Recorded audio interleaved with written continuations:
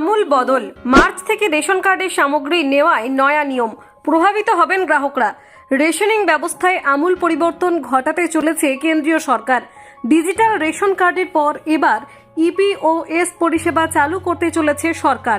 EPOS এ নতুন কার্ডের জন্য গ্রাহকদের আঙুলের ছাপও সরবরাহ করতে হবে। এরপরে রেশন দোকানে গ্রাহকের কার্ডের আধার যুক্ত করতে হবে। ই-পোস মেশিনে উপভোক্তারা আঙুলের ছাপ আপলোড করে যখনই তিনি রেশন নিতে যাবেন তার পুরো হিসাব খাদ্য দফতরের অফিসে পৌঁছে যাবে। এর একটি সুবিধা হবে যে এখন রেশনের কালোবাজারি হবে না। ইপিওএস মেশিনে ফিঙ্গারপ্রিন্ট আপলোড বাধ্যতামূলক করা হয়েছে। কেন্দ্রীয় সরকারের ইতিমধ্যেই স্পষ্ট জানিয়ে দিয়েছিল যে ডিসেম্বর মাসের মধ্যে এই ব্যবস্থা কার্যকর করতে হবে। এখনো পর্যন্ত কেন্দ্রীয় সরকারের এই সিদ্ধান্ত কার্যকর করেনি পশ্চিমবঙ্গ সরকার। কিন্তু কেন্দ্রীয় সরকার পশ্চিমবঙ্গকে ভর্তুকি বন্ধ করার কথা বললে রাজ্য সরকার তৎক্ষণাৎ ব্যবস্থা নেয়। স্বাভাবিকভাবেই প্রশ্ন উঠছে, কবে থেকে এই ইপিওএস মেশিন চালু হবে? জানা যাচ্ছে আগামী 1 মার্চ থেকে সম্পূর্ণ বদলে যেতে চলেছে রেশন দেওয়ার ব্যবস্থা।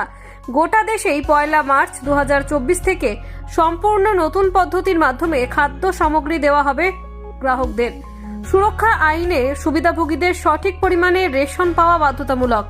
এই পরিস্থিতিতে খাদ্য সুরক্ষা আইন সংশোধন করে রেশন দোকানগুলিতে বৈদ্যুতিন দাঁড়িপাল্লায় বৈদ্যুতিক পয়েন্ট অফ সেল সরঞ্জাম যুক্ত করা হচ্ছে। সরকারের এই নিয়মের সুবিধাভোগীরা সঠিক পরিমাণে রেশনের সুবিধা পাবেন। একই সঙ্গে যে কোনো ধরনের অনিয়ম থেকে রক্ষা পাবে জনগণ। পয়েন্ট অফ সেল মেশিনটি উপলব্ধ করা হয়েছে এবং অনলাইন মোডের পাশাপাশি অফলাইন বোর্ডে কাজ করবে।